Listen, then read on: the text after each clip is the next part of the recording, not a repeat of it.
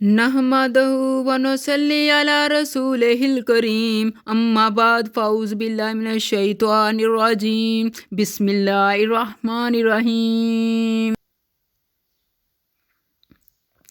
السلام علیکم رحمۃ اللہ وبرکاتہ۔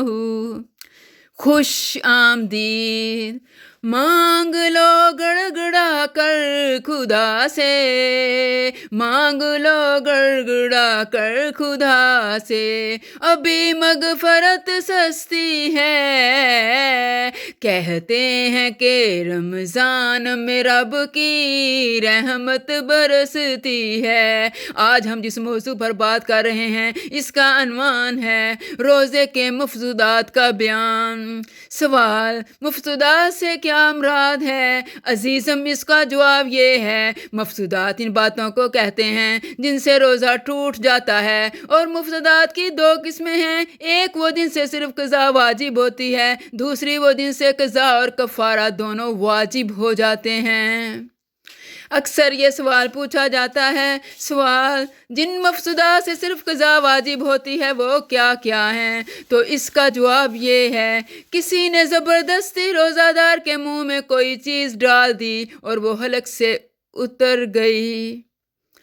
روزہ یاد تھا اور کلی کرتے وقت بلا قصد حلق میں پانی اتر گیا، قے آئی اور قصدن حلق میں لٹا لی، قصدن منہ بھر کر قے کر ڈالی۔ کنکری یا پتھر کا ٹکڑا یا گٹھلی یا مٹی یا کاغذ کا ٹکڑا قصدن نگل لیا، دانتوں میں رہی ہوئی چیز کو زبان سے نکال کر نگل لیا جبکہ وہ چنے کے دانے کے برابر یا اس سے زیادہ ہو، اور اگر منہ سے باہر نکال کر پھر نگل لیا تو چاہے چنے سے ہو، کم ہو یا زیادہ ہو، اور اگر منہ سے باہر نکال کر پھر نگل لیا جبکہ وہ چنے کے دانے سے کم ہو یا زیادہ، روزہ ٹوٹ گیا۔ کان میں تیل ڈالا، ناس لیا، دانتوں میں سے نکلے ہوئے خون کو نگل لیا جبکہ خون تھوک پر غالب ہو، بھولے سے کچھ کھا پی لیا اور یہ سمجھ کر روزہ ٹوٹ گیا، پھر قصدن کھایا پیا یہ سمجھ کر کہ ابھی صبح صادق نہیں ہوئی، سحری کھا لی، پھر معلوم ہوا کہ صبح ہو چکی تھی۔ رمضان شریف کے سوا اور دونوں میں کوئی روزہ قصدن توڑ ڈالا، ابر یا غبار کی وجہ یہ سمجھ کر کہ آفتاب غروب ہو گیا، روزہ افطار کر لیا حالانکہ ابھی دن باقی تھا۔ ان سب صورتوں میں صرف روزوں کی قضا رکھنی پڑے گی جن میں ان باتوں میں سے کوئی بات پیش آئی ہے۔ آؤ اللہ رب العالمین سے دعا کرتے ہیں کہ اللہ ہمیں قرآن و سنت، قرآن و احادیث کے مطابق زندگی بسر کرنے کی توفیق عطا فرمائے۔